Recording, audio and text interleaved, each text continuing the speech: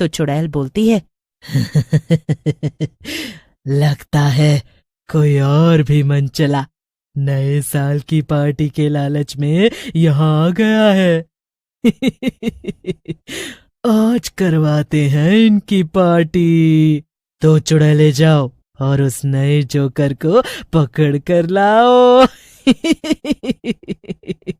चुड़ैल की बात सुनकर दो चुड़ैलें वहां जाती हैं और उस आदमी को पकड़कर ले आती हैं।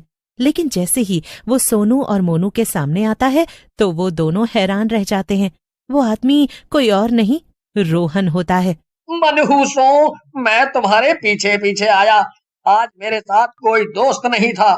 मैंने सोचा जहां तुम जाओगे मैं भी उसी पार्टी में चला जाऊंगा, लेकिन मुझे क्या पता था तुम दोनों इतने बड़े मनहूस निकलोगे। तुम बहुत ही बड़े झंडू हो। जो भी हम करेंगे वो तुम भी करोगे। नकलची बंदर हो। चल, तू ज्यादा समझदार बन रहा था ना, हैं? अब तू भी इन दोनों के साथ नाचेगा, नहीं तो तेरी गर्दन अभी काट दूंगी। चुड़ैल की बात सुनकर रोहन भी नाचने लगता है। कुछ समय बीतने के बाद चुड़ैलें वहां से चली जाती हैं। एक चुड़ैल सोनी के रूप में आ जाती है और बोलती है, अभी हम सब चुड़ैलों को भूख लगी है। हम इंसानी खून का सूप पीने जा रही हैं। तुम तीनों भी आराम कर लो। जैसे ही हम आएंगी फिर से नाचना शुरू कर देना। ऐसा कहकर चुड़ैलें वहां से चली जाती हैं। रोहन, मोनू और सोनू आपस में बातें करने लगते हैं। सोनू बोलता है, भाइयों, मेरे हिसाब से अगर हम तीनों को अपनी जान बचानी है तो एक साथ मिलकर इस समस्या का समाधान निकालना होगा। सही कह रहे हो सोनू, क्योंकि ये चुड़ैलें अपने मनोरंजन के बाद हम तीनों को मार डालेंगी। वो तो बात ठीक है तुम दोनों की, लेकिन हम तीनों क्या ही कर सकते हैं। ये चुड़ैलें हैं और हम इंसान, हम इनका क्या मुकाबला करेंगे। रोहन वहां से भाग जाता है। थोड़ी देर में सोनी अपनी साथी चुड़ैलों के साथ वहां आती है और रोहन को ना पाकर गुस्से में कहती है, हाँ? कहाँ गया तुम्हारा तीसरा दोस्त? कहीं भाग तो नहीं गया? अगर वो यहाँ से भागा होगा तो तुम दोनों की खैर नहीं।